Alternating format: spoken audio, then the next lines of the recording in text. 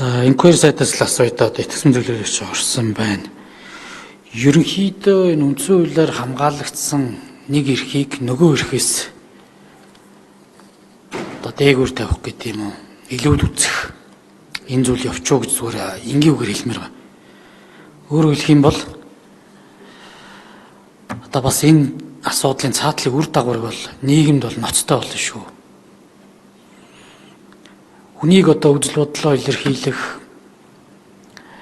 энэ эрх чөлөөг нь юусоо хязгаарлах гэдэг зүйл байхгүй. Монголд бол байгаа.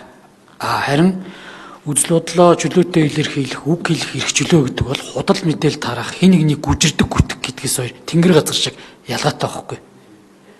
Тийм ч учраас сэтгүүл зүйд хардах гэхээс илүүтэй нотлогоо баримтад суурилсан эрен сурвалжлах сэтгүүл зүй гэж байдаг. Энэ дээрээ л суурилж юм явах хэрэгтэй.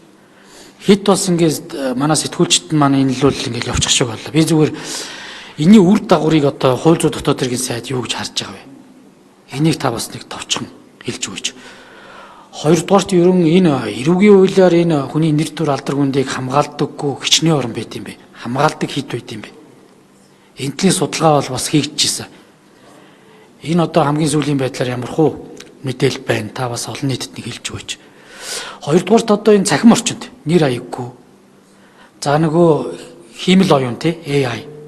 Энэгээр чи баахан янз бүрийн зохиогоо цацаад байхад жирийн иргэн хүн хууль сахиулах байгууллагын оролцоогүйгээр тэр компьютерийн цаанаага хүнийг олж чадах болов. Тэгээ иргэний шүүхээр яваад нэр төр алдар хүндээ сэргийлэх тэр боломж нь гарах болов. Энийг та бас юу гэж харж байгаа вэ? Нэг ийм гурван асуултыг бас асууя л гэж бодож байна. За үндсэн хуулийн цэцэд 30 гаруй жилийн хугацаанд эрүүгийн хуулийн тодорхой төрлийн гэмт хэрэг үндсэн хууль зөрчсөн гэж шийдвэр гаргасан анхны тохиолдол энэ болж байгаа. За тэрүүгээр үндсэн хуулийн шинжилгээ ухаанч тэр эрүүгийн эрх зүйн шинжилгээ ухаанч тэр энэ бол том судлагдах болох ийм асуудал болсон. Улсын их хурлын итгэмжлэгдсэн төлөөлөгч яг таны хүнсэж байгаа энэ байр суурийг бас нотолж цэцгийн хуралдаанд оролцсныг та цэцэд түргүүлсэн бас миний тайлбараас бас харж болно.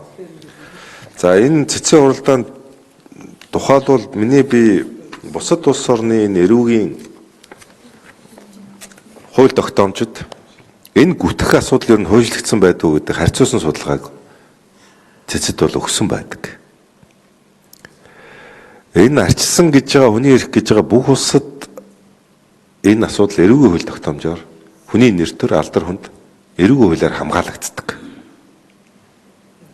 Эрүүгийн хуулиар хамгаалагддаг. За тэр дотор энийг сая гарсан яг Эрдэнэ мөнхөрт доктор ахалж хийсэн судалгаа байхгүй энэ 23 оны 11 сарын 27-ны өдөр. За энэ судалгааг аваад үзэхэд бидний их газрын тогтолцооны загвар болгодог Франц, Герман улсууд 20 хальтай байна. Хамгийн арчилсан бага шийтгэлтэй гэддэг Норвег гэхэд 12,000 еврогийн шийтгэлтэй байна. Гүтэх гэмт хэрэг дээр. За манай улс бол эрүүгийн хууль тогтоомжтой 20 хал байхгүй. Сая хэлж 450,000-аас сая 300,000 төгрөгөөр торох шийтгэлтэй. За үндсэн хуулийн цэцгийн шийдвэрт бол энэ гэмт хэрэг дээр 20 хал ногдуулж болохгүй гэж байгаа. Бүр зорчих эрх хязгаарлах ял ногдуулж болохгүй. Торох ял байж болно. Гэхдээ боломжит бага хэмжээндээ бай шүү гэж байгаа. Боломжит бага хэмжээндээ байгаарай гэж. Цэц энэ шийдвэртийн тийм өгүүлбэр байгаа байхгүй. Хэрв торгуулийг чинь нэмэх юм бол дахиад үндсэн хууль зөрчсөн шүү гэж үзнэ гэж хэлж явах шиг байгаа юм. Би бол цэцгийн шийдвэрс. Тийм учраас үндсэн хуулийн цэцгийн шийдвэрийг бол нэлээд нухацтай авч үзэх ёстой. Таны хэлж байгаа болгоомжд бол өмнө үндсэн хууль болон иргэний болон улс төрийн эрхийн тухай олон улсын пактаар хүний нэр төр алдар хүндийг хамгаалах хүрээнд үзэл бодлоо чөлөөтэй илэрхийлэх үг хэлэх эрх чөлөөнд хязгаарлалт тавьж болно гэж байна. Манай Монгол улсын нэгдүгээр орсон олон улсын гэрээнд. За энэ цэцгийн дүгнэлтийн дагуу Монгол улс гүтгсэн үйлдэлд энийг шалгах болцоог болчиход байгаа. Тий, болж игэл инquiry сайдад дахиад 1 минут. Би бол зүгээр иргэд олон нийтийн бодит мэдээллийг аваасаа л гэж байгаа. Энийг ингээд зарчмын хувьд ярьчихаар нэг л их бага хүмүүсийг барьж орж үзлүүдээр нь ялгарлан гадуурх гэж байгаа юм шиг ингээд ус төр хийгээд буруу тишээ бужигнаад байна. Энэ явж ирээ иргэд л хохирно. Саяхан өглөө надтай нэг сэтгүүл таарсан нэг сумын дотоод фейсбુક чат байт юм сумынхаа ордог.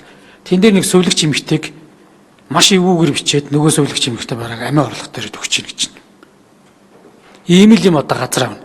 Хуулийн этгээдүүд бий бийж зөв бус өрсөлдөөн буюу яг одоо бизнес зарчмаар бие биенийхээ эсрэг худал мэдээлэл тарааж ин бизнесүүдэд унгаадаг болно.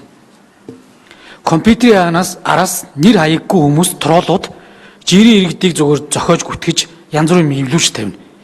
Тэгээ энийг иргэнийг шугамар явах болцоотой гэж байгаа боловч иргэн дээр чинь хэмжлэг гаргахад цаана хэн байсан бэ, энэ үйлдэл хэн хийсэн бэ гэдэг дугаар хорооны иргэнийхээ хаягийг өгдөг байхгүй. Тэгээд яг би зүгээр цэцгийн энэ шийдвэр дээр хорхиал оногдуулахгүй энэ төрийг бол дэмжиж байгаа шүү дээ. Энэ анхнаасаа ч хорхиал байгаагүй. Гэхдээ ийм эрүүгүй эрх зүйн ямар үйлдэл эсвэл гэмтрэг тооцоогүй юу гэдэг лөө цэц орж одоо хазааж орно гэдэг бол одоо бас л шинэ жишг боллоо. Одоо тэгээ энэ дээр хэдүүлээ бас л ярилцах ёстой юм байна. Тэгээ явж өгнө хэвлэлийн эрхчлөөний хуулиа бид нар сайжруулах хэрэгтэй маа. Мэргэжлийн редакцтай өөрийгөө одоо хэвлэл мэдээллийн байгууллага гэж байгаа энэ хүмүүсүүдийн асуудлыг тэр хэвлэлийн арбитраар нь эсвэл хэвлэлийн ёс зүйн зөвлөөр нь за магадгүй одоо хэвлэлийн омбудсмен гэж байдаг.